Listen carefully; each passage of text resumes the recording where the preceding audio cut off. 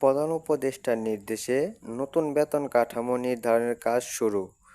জাতীয় বেতন কমিশনের কার্যক্রম ত্বরান্বিত। তো দর্শক, আজকে আমার দেশ পত্রিকায় সরকারি চাকরিজীবীদের জন্য একটি গুরুত্বপূর্ণ প্রতিবেদন প্রকাশিত হয়েছে।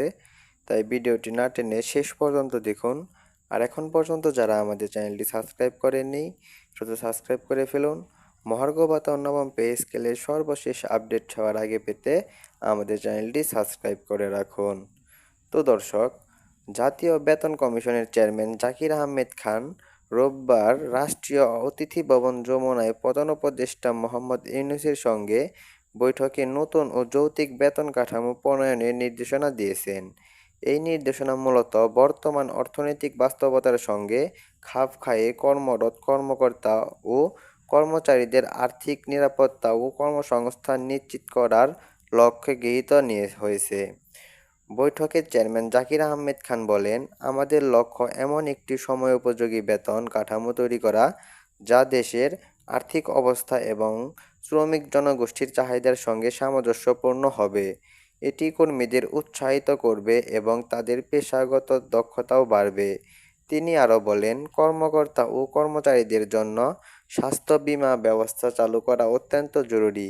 এটি কর্মীদের একটি অসুস্থতা পরিবারের আর্থিক নিরাপত্তা নিশ্চিত করবে।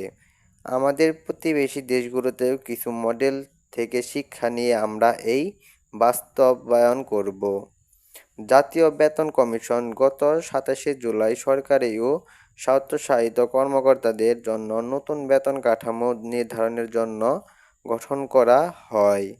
কমিশনকে প্রথম সভা শেষে ৬ মাসের মধ্যে সরকারকে প্রতিবেদন জমা দেওয়ার বাধ্যকতা দেওয়া হয়েছে। তবে প্রধান উপদেষ্টা জানিয়েছেন, তারা এই সময়সীমার আগেই চূড়ান্ত প্রতিবেদন তৈরি করে জমা দিতে সক্ষম হবেন। বৈঠকে বেতন কাঠামোর পাশাপাশি আয়কর পরিষদ বিবেচনায় নিয়ে বেতন বাড়ানোর প্রস্তাব, চিকিৎসা ভাতা, যাতায়াত ভাতা, মোবাইল ফোন ও গাড়ি ভাড়া ব্যবহারের আর্থিক সুবিধা, নগদ ও রেশন সুবিধার যৌক্তিকরণ, বেতনের গ্রেড এবং ইনক্রিমেন্ট বিদ্যমান অসঙ্গতি দূরকরণের সুপারিশ করা হয়েছে।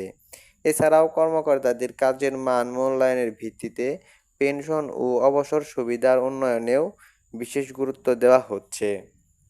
তো দর্শক, এ পর্যন্ত এসেও যারা এখন পর্যন্ত আমাদের চ্যানেলটি সাবস্ক্রাইব করেননি, দ্রুত সাবস্ক্রাইব করে ফেলুন।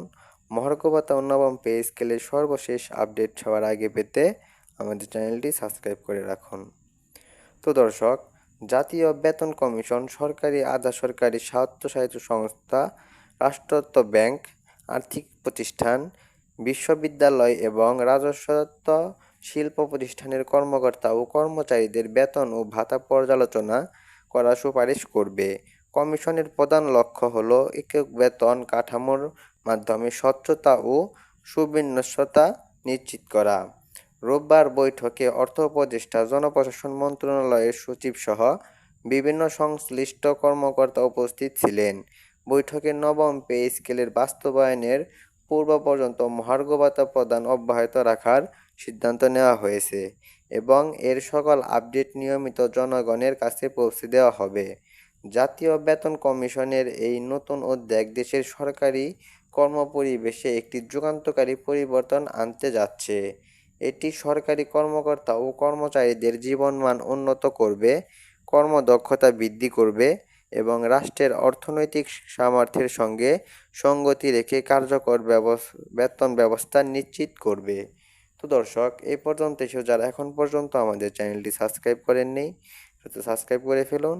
মহার্ঘ ভাতা ও নবম পে স্কেলের সর্বশেষ আপডেট সবার আগে পেতে আমাদের চ্যানেলটি সাবস্ক্রাইব করে রাখুন। ধন্যবাদ।